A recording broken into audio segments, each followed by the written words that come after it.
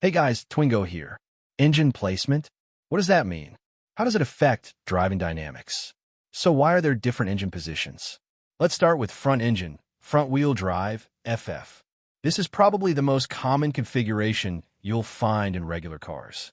The engine is located at the front of the car, and the front wheels are responsible for both driving the car and steering it. How it affects driving dynamics. Understeer. Front-wheel drive cars are more prone to understeering, which means they tend to push straight ahead when you try to turn hard. That's because the front tires are doing both the steering and power delivery. Good for daily driving. They're predictable and easy to drive, especially for less experienced drivers. Plus, the layout maximizes interior space and is relatively cost-effective for manufacturers that in front engine, rear-wheel drive, FR. In this setup, the engine is still in the front, but the rear wheels handle the power delivery, which makes the car's dynamics a bit more exciting. You'll see this in sports cars and even some sedans. How it affects driving dynamics. Balanced handling. Since the weight is more evenly distributed between the front and rear-wheel drive cars tend to have better balance. Oversteer.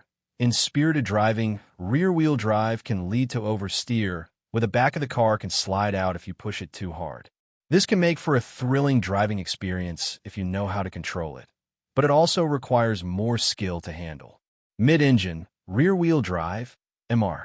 In this configuration, the engine sits behind the driver, but in front of the rear axle, basically right in the middle of the car.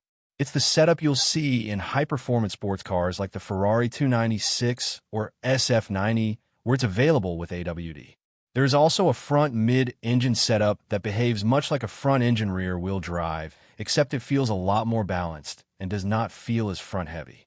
Like in an Aston Martin DB12. How it affects driving dynamics. Perfect weight distribution. The balance in a mid-engine car is pretty much ideal because the weight is centered between the front and rear axles. This results in extremely responsive handling. Sharper, more precise turns.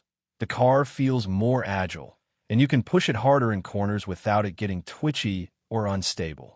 The downside? It's not as forgiving if you mess up.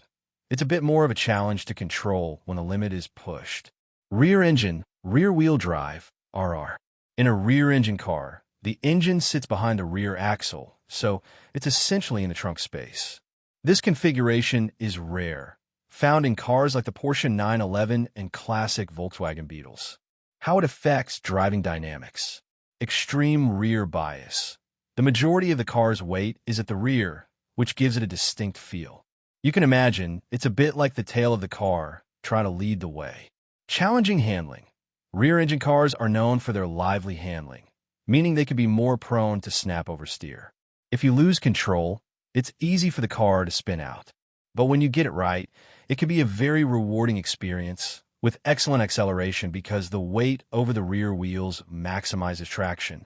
This layout is often available in AWD as well in some models like the 911 Turbo. That's all for now. Let me know if you have any doubts. Catch you later, and peace out.